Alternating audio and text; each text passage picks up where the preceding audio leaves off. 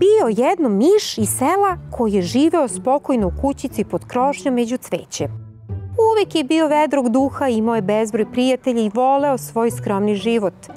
Jednog jutra se probudio razdragan i dobre volje jer mu je toga dana u posetu dolazio rođak iz grada s kojim se dugo nije video. Da ga srdačno ugosti, pripremio ukosne đakonije koje će poneti na izlet i uživati u čarima prirode. Međutim, odmah po dolasku rođak je progunđao. Izlet, kažeš, zar umjesto u kuhinji da jedemo na zemlji? Em je neudobno, em je puno mrava. Rođaku iz grada je sve živo smetalo. Za gradskog miša bilo je nezamislivo živjeti u selu. Život u gradu je daleko udobniji i bolji. Imam sjajnu ideju. Šta kažeš da se na kratko preseliš u grad? Predložio je poljskom mišu. Dopašće ti se. Nije bilo potrebno mnogo da poljskog miša ubedi da je grad veliko, zabavno i uzbudljivo mesto, pa je ovaj odmah prihvatio predlog. Zatim se spakovao i pozdravio s prijateljima, pa pod ruku s rođakom krenuo na put.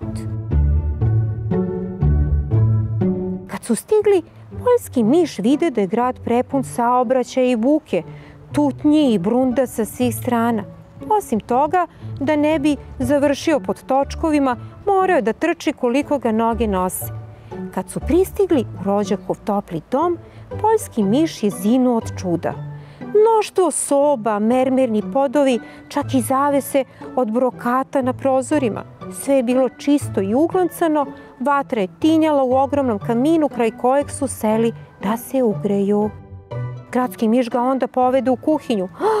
Na stolu zatekoše veliki poslužavnik sa sušenim mesom, nekoliko vrsta sira i hrskavim hlebom.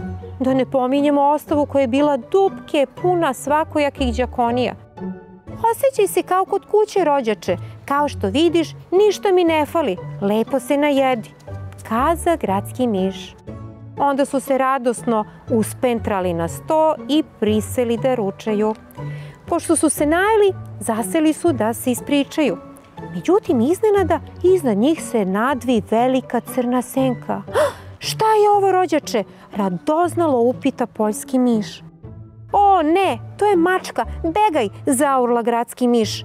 Bežali su koliko ih noge nose, sve dok nisu umakli u rupu u zidu.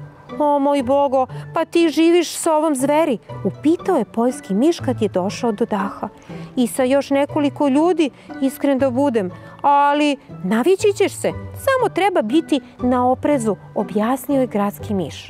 Ali poljski miš nije želeo život pun opasnosti. Selo mu je sve više nedostajalo. Oprosti, rođače, ali ja bih ipak voleo da se vratim kući. Radije bih živeo skromnim, mirnim životom nego raskušnim životom punim opasnosti. Ovakve pustolovine nisu za mene. Rođaci se nakon toga zagrliše i pozdraviše, pa se poljski miš vrati svom voljenom domu u kojem je živeo kao i do sad, u miru i spokoju.